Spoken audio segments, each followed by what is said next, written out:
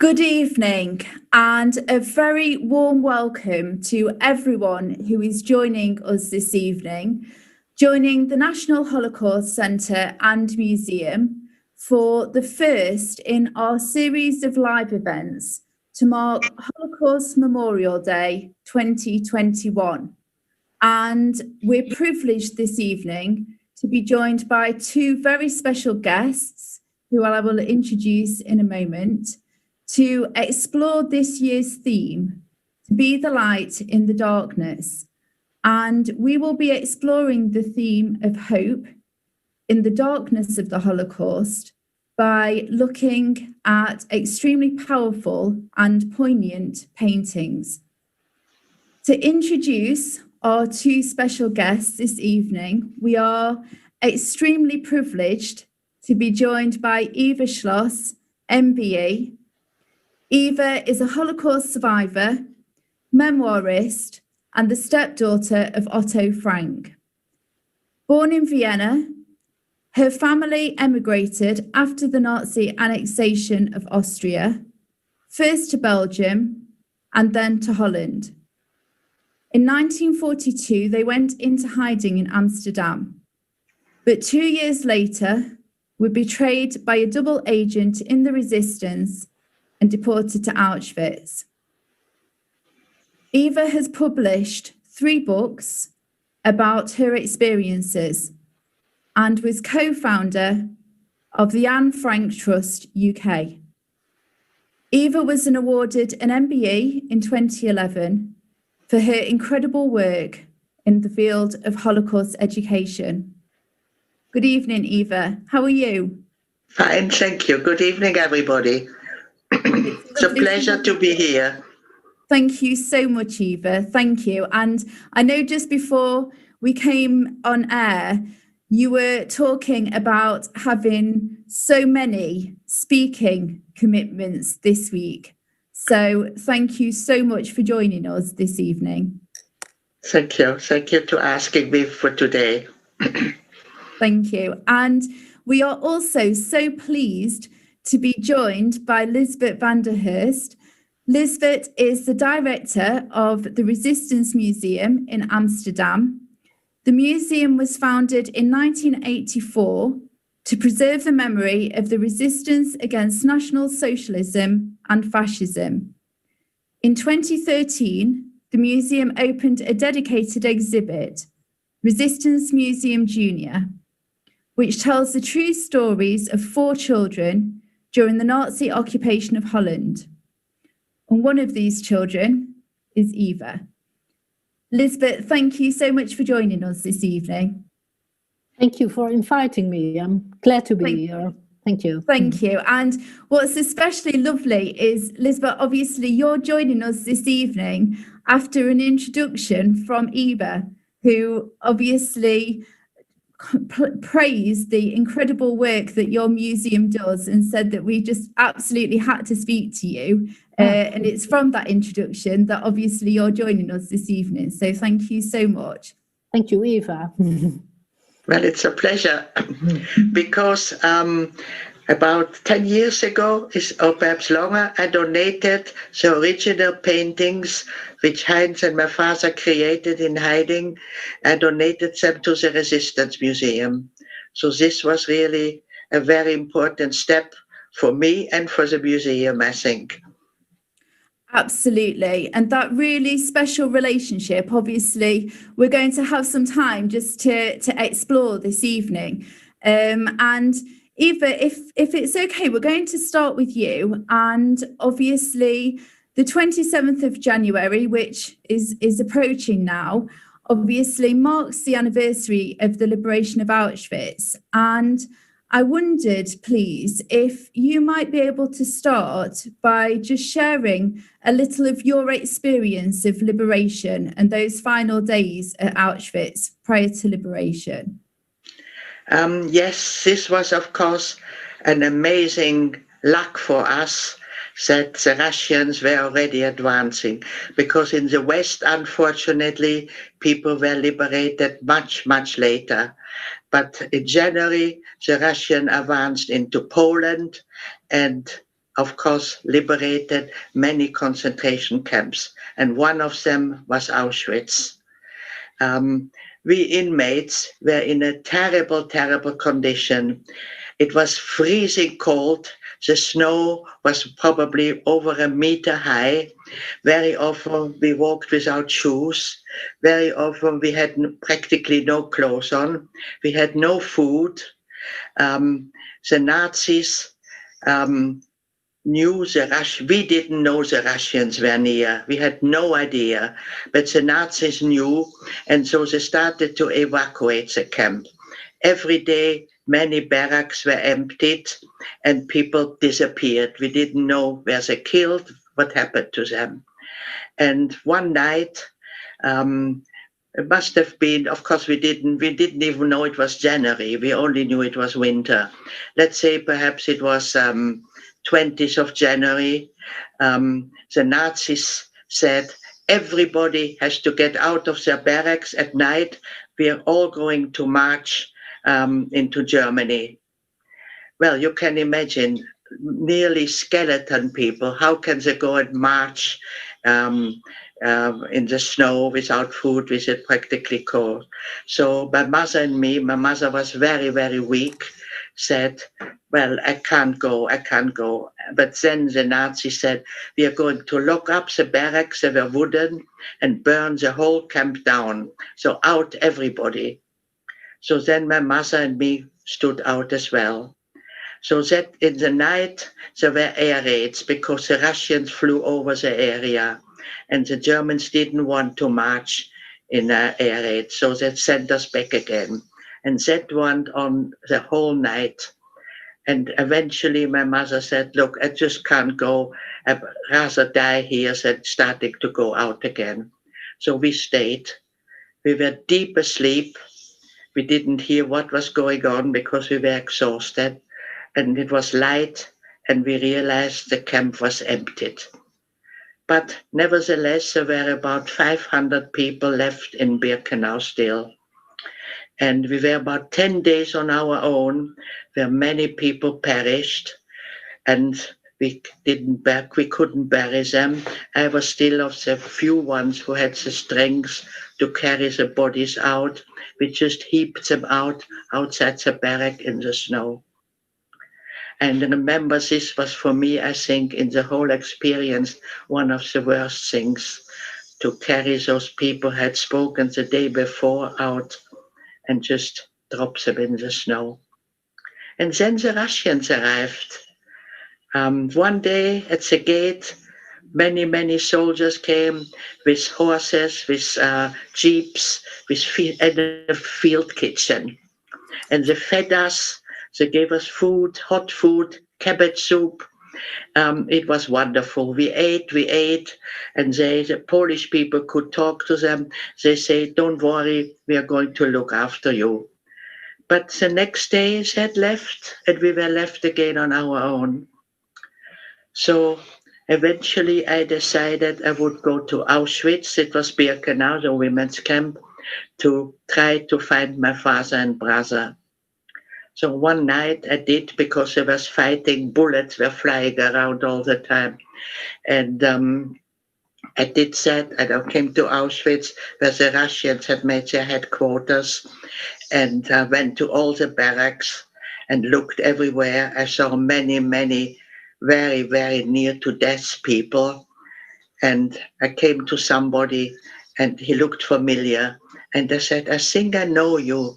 And he said, yes, I'm Otto Frank, Anne's father. And you are Eva Geiringer, Anne's friend? I said, yes. Have you seen my girls? Have you seen my wife? No, I never saw them. But he had seen my father and brother. They said, oh, they went with the Nazis. So they were still alive. Perhaps the war will end really soon. I had great hope. I went back to fetch my mother, and we settled them in Auschwitz, and then later the Russians transported us eastward because, of course, the war was not finished.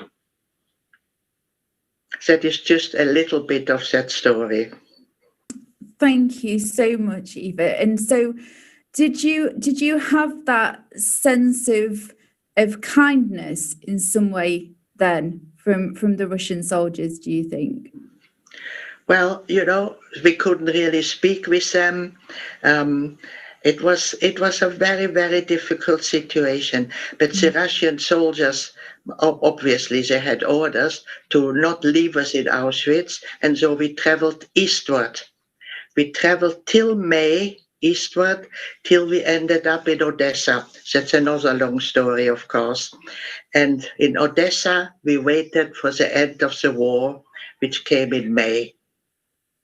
And then really we knew we had made it. Thank you, Eva. And eventually, obviously, you returned to Amsterdam, and you later learned that your father and brother had died at Mauthausen. And you remembered later a conversation that you had had with Heinz during the deportation to Auschwitz, where he had spoken to you about some paintings. And I wonder if you could tell us a little about that, about the paintings and the decision that you made to go to try to find those. In the cattle truck, when we were betrayed and sent then to Auschwitz, the last conversation, more or less, I had with my brother was he told me that before they were arrested, when the paintings were finished, they hid them under the floorboard of the house where they were hiding with a note on it. This belongs to Heinz and Erich Geiringer, and after the war, we are going to pick it up again. And Heinz told me, if I am not making it, Eva, please go and pick, and you are, please go and pick the paintings up, because they are really very, very precious to me. So, and of course he didn't make it. And then when we heard that my father and he hadn't survived, I said to my mother, we have to go and get the pictures. But we were a bit reluctant because this woman, where the pictures were hidden, that was the fault that we were all arrested. That was her fault. So I didn't really want to confront her. But luckily, she had disappeared, and there were another couple living there who first didn't want us to let in. They didn't believe nothing is in our house hidden. But eventually, they let us do it. And I was amazed about the wonderful artwork which I found there. Absolutely. And Eva, can you just describe a little bit that moment of actually finding those paintings and starting to see what was there? It was, of course, a very emotional time to see all this, what has happened. And Heinz was a very studious, very intellectual young boy. And he was always surrounded by books and reading all the time, but painting, of course, as well. And there is one painting, he's sitting at the desk. On top of the desk is a globe, and there's a calendar, and the date is 11th. And that was my birthday. So that was when he painted it, he was thinking of me. And that, of course, I found very, very moving, and in a way very sad that he wasn't with us anymore. And like you say, I imagine to see the painting and obviously to see your birthday and to know obviously that you were so much in his thoughts at that time. I can't imagine. A gentle brother, he was always, I was the girl, I was the wild one, and he was always the gentle one.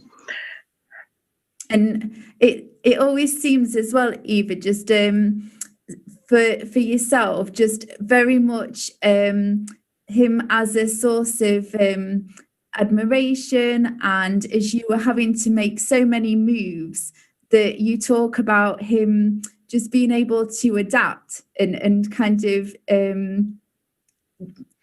ease into those new places, and you almost looking to him as the one who was able to do that. I still miss him every day, really. It is amazing. And he wrote as well beautiful poetry, which actually we have published as well in parts. You know, and this is sometimes people ask me, does it feel a bit that time now that you can't go out, you can't do anything, you can't meet people? Does it feel similar? And young people get depressed. And this was Heinz's way to occupy himself, to create things. And so he was very, very frightened of being arrested and frightened of being killed. He kept himself so busy, so occupied, that he must have forgotten the danger he was in, day out. Absolutely. And like you say, Eva, to create such beautiful paintings. I know obviously we've seen the first one, and there's the painting of the tennis players as well. I don't know if you want to say a little bit about that.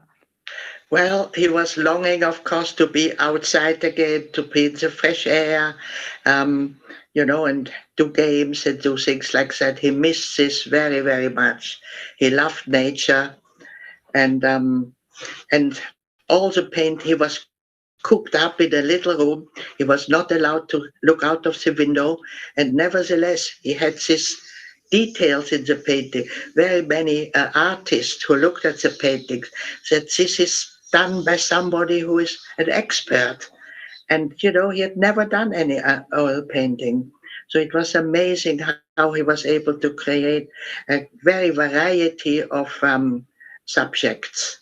He started off actually with still lifes to try to get to know his velvet, glass, copper, all kind of different things. But then later, this is a later picture, he did landscapes and figures and all kind of different things, and all just from imagination.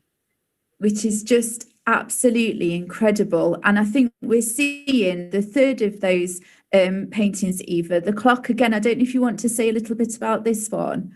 This is as well one of my favorites, and he explained it to me when we visited occasionally, because some pictures I had seen. He said, you see that little bird sitting on the windowsill? He can fly away anytime he wants to, he'd be off. And there's a poem as well, little bird, where are you going? I wish I could follow you. And the time is running out. Thank you, Eva. That sense, like you say, of just longing for freedom, and obviously the paintings are just beautiful. They're just incredible paintings. And I know that you said at the beginning, obviously making the decision to gift the paintings and other objects to the museum. And Liesbeth, I know that you're going to tell us a little bit about the work of the museum and the way that you work with Eva's story and with the paintings. And I imagine just an absolutely incredible gift to receive, to be able to work with audiences with Eva's story and with those paintings. Yes, this is really an extraordinary donation, especially because the paintings are great, but there's also a lot of documents because, many objects in Amsterdam were saved, and it's quite unusual. Most of the Jewish people lost everything, but from Eva, there was a lot of documents as well and photographs. So it was great to make an exhibition with it. Yeah, and a very moving story. Yeah. Absolutely. And Liesbeth, it'd be really interesting just to hear a little bit more about the museum and about the work that you do. I think it was really interesting when we were looking at the work you do, particularly with primary age students, which is an area of work obviously for ourselves as well at the centre. So it'd be really interesting to hear a little bit more about your work. Yes, well, we have a permanent exhibition, big permanent exhibition, which covers the unexpected choices and dilemmas of the Dutch population, and we focus on the different ways people dealt with the Nazi occupation. So we don't only tell the story about resistance, but also of collaboration, of accommodation, of looking away. We show all sides, and people can identify, and it makes them they're encouraged to reflect about it. Well, we receive over 100 visitors each year from all over the world. And when Eva donated this rich collection, we had already plans to extend the museum with a new part, especially for children. And was realized in 2013. And this is the Dutch Resistance Museum Junior. And a lot of children's museums use fictional characters, but we wanted to have real characters. So the Junior Museum is about the Jewish Eva. It's about Henk, whose family adapted to the circumstances, so just an average family. Jan, whose parents were in the resistance, and also Nelly, who was a Dutch Nazi girl. She was a convinced young Nazi girl. And we are telling their stories in a way that the young children can identify with all of them. And this makes them think about right and wrong, what can we do? And it's a quite successful layout. The children first start in a old-fashioned elevator, which turns out to be a time machine, and it flashes them back to the 1940s. And when they step out, they see a public square somewhere in the Netherlands with 4 houses. And in front of the 4 houses, the 4 children introduce themselves in an animation in a box. And they tell, well, this was my family like, and these are my hobbies, and these are my friends. And then the children can go into the houses and discover their stories in small story elements. And it's in sound, it's in animation, and often it's hidden in drawers and cupboards in period furniture. So it's really a different world where the young children step into. They see old-fashioned stoves and lamps and radios and so on, and they can explore what all the children have experienced during the Nazi times. The exhibition ends with a moment of reflection. Then we see the children as they are nowadays, and on a large display, interactive display, they explain how the war still influences them until today. Well, it's quite clear. It's for all of them. And they also discuss what I think today's children can learn about the experiences of war, and also about discrimination, democracy, rule of law. And the visitors can react, so they are encouraged to think about it as well. And well, they most of the time leave the Children's Museum, the Junior Museum, really impressed. And yes, they often stay there for many hours, come back even, and they are very impressed by Eva's stories, but also especially by the story of the Nazi girl, because this is a story which is not much told. It's still a little taboo to talk about it. And so it's very successful. Yeah. That's so interesting. Thank you, Liesbeth. I'm really hoping that eventually, when we return to some kind of normality, that we're able to do an exchange visit, so that we're able to see each other's exhibitions, because there are so many parallels in terms of our journey exhibition for younger visitors. And I think, as you say, that immersiveness, but also those 4 real stories, and just really focusing on critical thinking and really exploring those choices. It looks absolutely incredible. Yeah. Thank you. And Eva, I know that when we were speaking before, you were saying the importance of sharing your story, your testimony, and the paintings through the museum and through you speaking to young people as well is particularly important to you, and especially the paintings, because of a promise that your father made earlier to you and to Heinz. And I wondered if you could tell us about that promise that your father made. Yes, well, as I say, Heinz was a very being so artistic. He was a very, very sensitive young man. And when in 1942, no, 1944, after having been in in 1942, when he got a call-up notice to be deported with many, many other young people to Germany to work in German factories.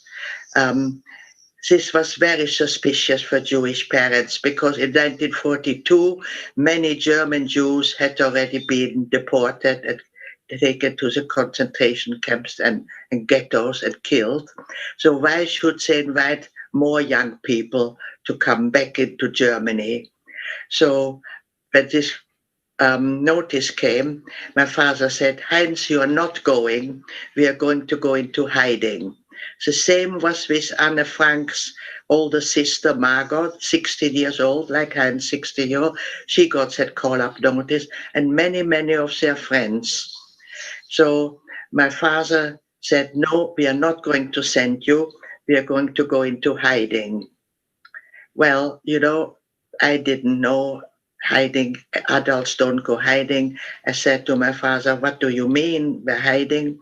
And my father explained, I found some very wonderful people, Dutch people, working for the resistance, who will offer their homes for us to stay with them, to keep us safe. But I couldn't find a family who could take in 4 people. So we have to split up. And so Heinz will go with him, and I will go with my mother. And I was 13 years old, and I started to cry. I said, I don't want to be separated. I love my brother very, very much, and my father. And my father explained, if we're in 2 different places, the chance that 2 of us will survive is bigger. Survive.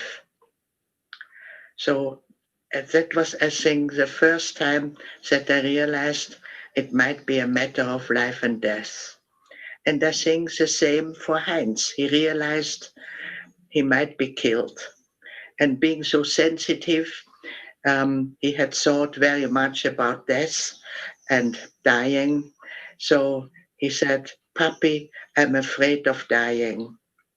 And my father said, well, unfortunately, this is how life is. Everybody has to die.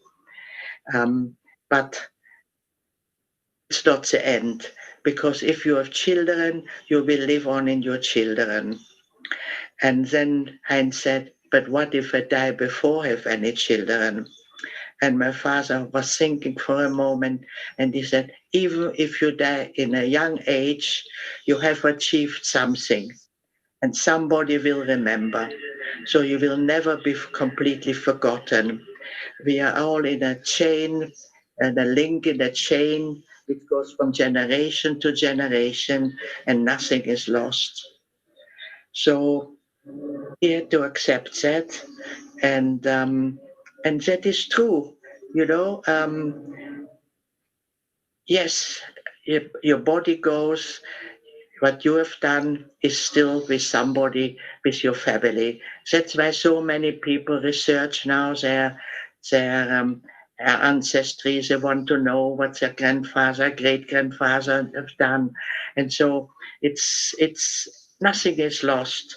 And so when I have the paintings and they're in a museum and many people can see it, I feel I have kept the promise from my father to Heinz that he will not be forgotten. And I've got a book written about that. It's quite a little book for young people. It's called The Promise. It's a penguin book. And and that it was for me as well. When I was in the camp, I thought if I die with 15 years old, I hadn't done any painting, I'd done any poetry. I was a very naughty, simple child, I will be forgotten. And so I really spent every minute of the day in the camp not to give up. I became very, very strong. I became fanatic. I have to survive. And yes, I did. And of course, I remembered the promise to my father, to Heinz, and I wrote the book and I donated the paintings. And now I'm actually working on an animation film with an American filmmaker. Goodness. So because this is very popular now, animation films. And I hope next year it will be finished. And I hope it will bring as well his life back to be remembered. Absolutely. And like you say, Eva, for sharing with younger learners, just a really important way of reaching them using animation as well. That sounds incredible. And I think we have the text of the promise. And like you say, Eva, just so important in thinking about the paintings and the way now that you have shared the paintings. And if I just read the words of your father, so it says, "Children, I promise you this: everything you do leaves something behind. Nothing gets lost. All the good you have accomplished will continue in the lives of the people you have touched. It will make a difference to someone, somewhere, sometime, and your achievements will be carried on. Everything is connected, like a chain that cannot be broken." Just such powerful words, Eva. That's right, yes. And it can really comfort children and even adults, anybody. Absolutely. And Liesbeth, for your work, obviously at the museum, that is part of the fulfillment, obviously, of that promise, and a huge responsibility, I imagine, actually, that you feel as part of that work as well. And I think it would be really interesting to know a little bit about the way that work impacts on the children that you work with and their families. Mm-hmm. Yeah. Well, as I told, we get a lot of school children, but also a lot of families. And because the Junior Museum is not childish at all, it's also very interesting for the moms and dads and the grandfathers and grandmothers, and they go into it and discuss the topics together about what's right and wrong, looking away, helping. And it really inspires them, and also the paintings are very important part, because the children can see that Heinz expressed his loneliness and his longing for freedom in the paintings, and they understand what it is to be in hiding, because that's told in the story of Eva. And Eva's character tells in the part about the deportation train, that Heinz told her that the paintings were hidden under the floor of their hiding address. And when the children later on see the paintings and realize that they are real, it really makes it has a big impact. They're really emotional about it, and they're also very grateful to Eva that she donated the pictures, so that all of the children can see them and learn from them. So they often express, we are so grateful that Eva and also the other main characters donated these their objects and their artifacts and their documents and also their stories to the museum. Because, like you say, Liesbeth, there's something so tangible, isn't there, and so special to the students in that way. And I think we can see a few photographs of a new way that you have started to share Eva's story with students as well. I don't know if you want to say a little about that. Yes. Because there are now some children don't go to museums in the city center of Amsterdam. So that's why we started the Dutch Resistance Junior Museum on Wheels in 2018. And it's in a big trailer. And we compressed the story in, well, it's really well done. We compressed the story, and in the Junior on Wheels, we tell the same story as in the big museum, and children stay there for many hours, and it travels all through the country, especially in. Well, also the parts of Amsterdam, far out of the city with a lot of immigrants, and it's really successful. Yeah.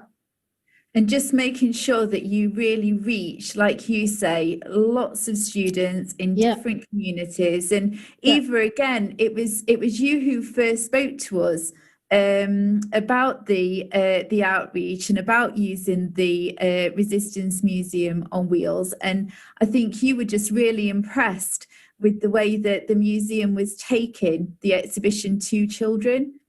Yes, it's amazing. I was supposed to come, but I was just filming in Austria at the time, so I couldn't really be there. But as soon as we can travel again, I'm going to come back to Amsterdam and go on a little tour with the bus that I've promised myself. That I think the world, when Liesbeth is talking about children being really grateful, Eva, I think there will be some incredibly grateful children when you take the tour with the bus, and I think there will be some really special experiences there. Fingers crossed that it won't be too long before we're able to think about some travel again, very much. And you know, it is so nice in the house. It's translated into English, and there was a young girl who was she English or was she Dutch? Who spoke in English my story. And I mean, that is many years ago, Liesbeth, now. Mm-hmm. And she still, Christmas, she still write me always a card and say how important it was for her to do this voiceover for me. Yeah. They were the young children who do the voices. They were young actors, and we took children with the right accent. So this these girls that are the voices of Eva have a German accent, like she has now. That's lovely. Yeah. Oh, so still, obviously you don't lose your accent ever, really. No. Yeah. That is a lovely story, Eva. And like you say, it obviously made a real impression on her. So thank you, Liesbeth. I'm like Eva. I can't wait to be able to travel, hopefully, to come and see it in person. So and Eva, I know that obviously every year you share your testimony with thousands of students and learners and adult audiences. I think we've got a photograph of you sharing your testimony with us at Bet Shalom at the centre. And obviously, ordinarily, you would share your full testimony as far as you can in shorter times, periods of time. And this evening, obviously, we've concentrated on a different aspect, really, because we've been looking at Heinz's paintings. And I know that means that you won't share your testimony with us in full this evening. So we looked obviously just at a few aspects of your experiences to talk about a little bit this evening. And I think one of the first aspects of your story, your testimony, which is so important, is the importance of your family and the love and support of your family. And I wondered if you could tell us a little bit about that.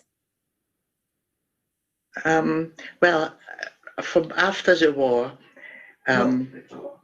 Or to start with, Eva, if you didn't mind, if you could tell us a little bit before the war to start off with, that would be lovely. Thank you. Yes, well, in Austria, we were a very, very close family with many cousins and grandparents.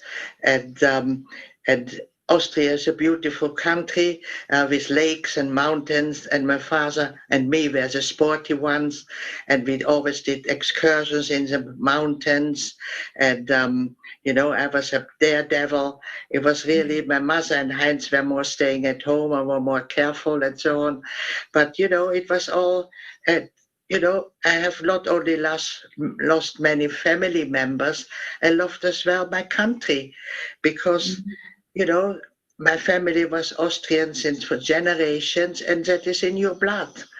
And it was very, very hard for me to leave Austria. Then we emigrated first to Belgium, and they didn't like Jewish refugees. In Holland, it was a bit better. They were actually very welcoming. Holland is quite a different type of country, very open, has through centuries always taken in refugees. But again, the Nazis, we came here only in February 1940, and in May the Nazis invaded already, so I didn't really have much freedom. So, and then 2 years in hiding, cut off from the world and everything, cut off from writing to people abroad. My grandparents who were in England didn't know what has happened to us. It was a very, very difficult time, all my youth really. And eventually then Auschwitz, of course, and eventually we came back again, and life had to go on.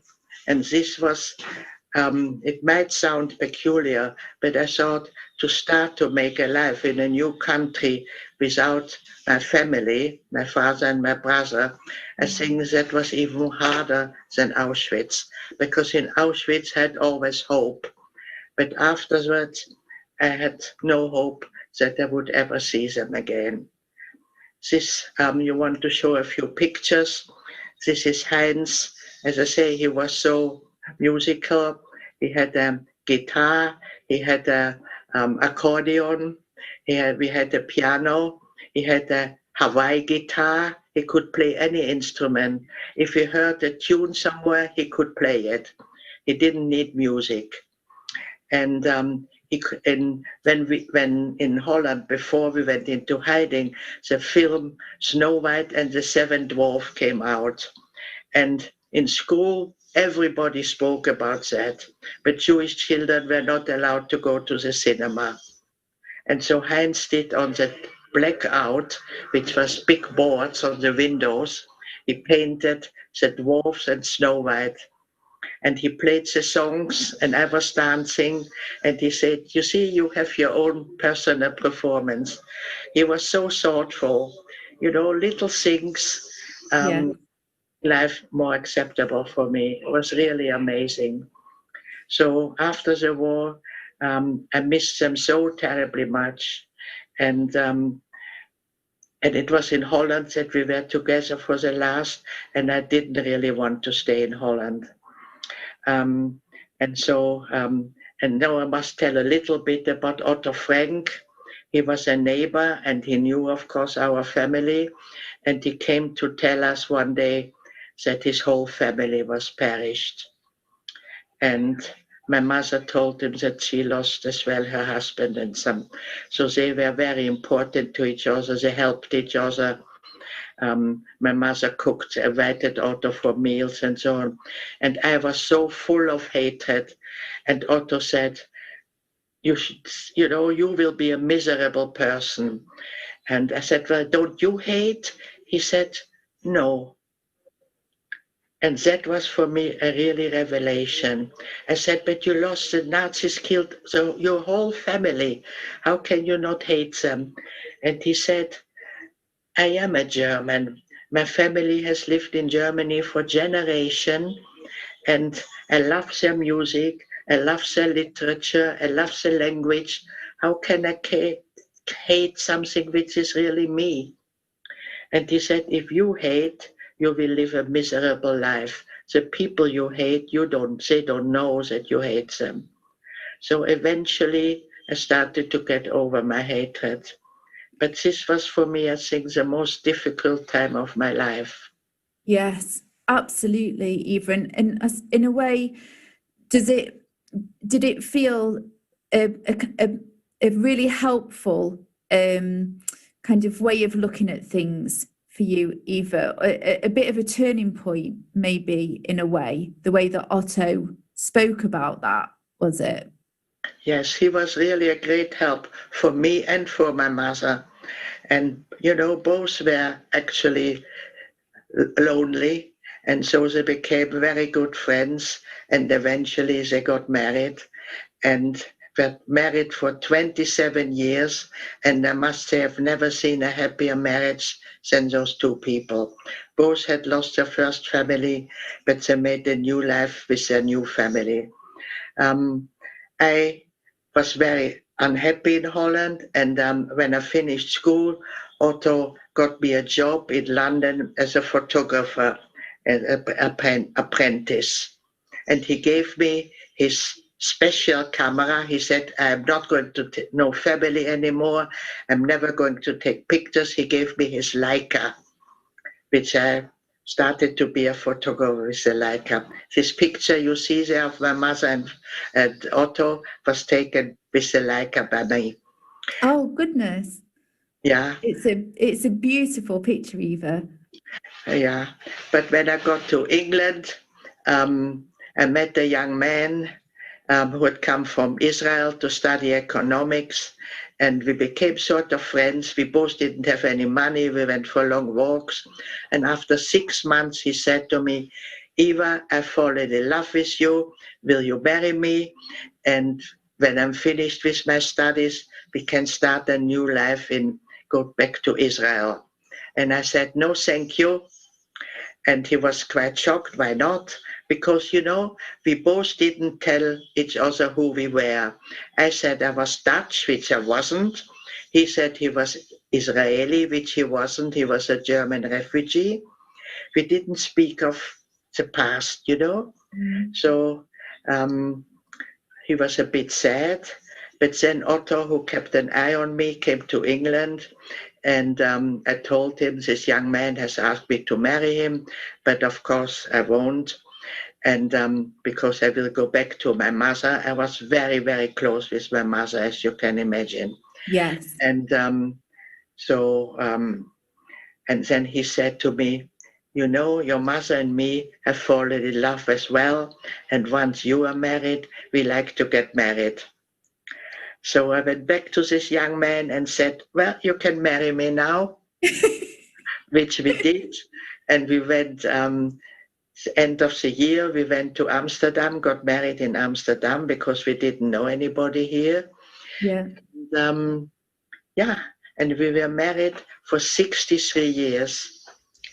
And we had 3 daughters, and Otto and my mother had a family again. Otto was the best grandfather you can imagine. So, you know, even his life was actually very happy again in the end. Of course, you never forget your first family, but, you know, we still had actually a very good life. But nevertheless, all this, what I had experienced, was in my brain. I never talked about it. I didn't talk to my children, not to my husband about it. The first time I spoke was in 1986. After 40 years, I started to open up. And then I could let go. So again, one of the advices I give to kids, if they have a problem, please, please talk about it. Because as soon as you share it with somebody, you might not get rid of the problem, but to share it, to bring it in the open is a great, great help. And an Anna Frank exhibition came to England in 1986 for the first time, and I was invited, of course. And I was not a speaker, I was a very shy person, and it was Ken Livingstone who opened it, and he said at the end, and now Eva will tell you something. Well, I didn't want to tell anything. I was very shy, I'd never spoken, certainly not into a crowd, but I stood on this podium and everything I had suppressed came flooding out, and they couldn't stop me. And that was for me really a watershed. That was a very important moment. And then they asked me always to open the exhibition, which I did. And that's how I became a public speaker. And so from and then I wrote my first book, Eva's Story. And yes, and then I was asked everywhere to come and speak and tell my story, which I did first not so easily, but I learned to do it. And my last years really now, for 20 years, I've been traveling the world. I've been in Australia, I've been in China, I've been in Japan, a lot in America, of course. And everybody should know and learn about the atrocities that had happened. Because only through knowing can you not repeat the same thing. Absolutely. And I think, like you say, Eva, just the absolute importance of Holocaust education, that you show so much, obviously, dedication and commitment in sharing your testimony with young people. And I think particularly as we come to Holocaust Memorial Day, it's so much incumbent on everybody to make sure that obviously those testimonies and your story is being shared. And it's interesting, Eva, like you say, to go to so many different countries to share your testimony with people. And I imagine it feels quite strange at the moment, actually, not traveling. And I know that you are just as busy sharing your testimony, but I imagine it feels quite different being at home. Well, it's different, you know, to speak in front of a big crowd. In America, I speak usually to 2,000 people. They have those huge halls and things. And now, you know, to be at the moment, I see 3-4 people, but I hope it's going to go around the world as well, because people have to learn, the young people have to know what is happening, because unfortunately, we don't live yet in a good world. There is terrible racism, there's terrible prejudice, there's refugee problems. We have a lot of things to sort out to make an equal, good world for everybody. I hope President Biden, he does mention all those things as well, that it should be a better world for everybody, not just for a few people. Absolutely. And like you say, Eva, such an important message. And I know it feels strange, obviously, not being able to see, like you say, the audience in the way that you would do ordinarily when you are speaking. And just before we come to a close this evening, I just wanted to share with you a few of the comments that people have been sending in from the audience this evening. So Emma says, "Thank you for speaking, Eva. You are a true inspiration." And then we have a comment from Susan Kerner, who says, "Eva, you look and sound wonderful."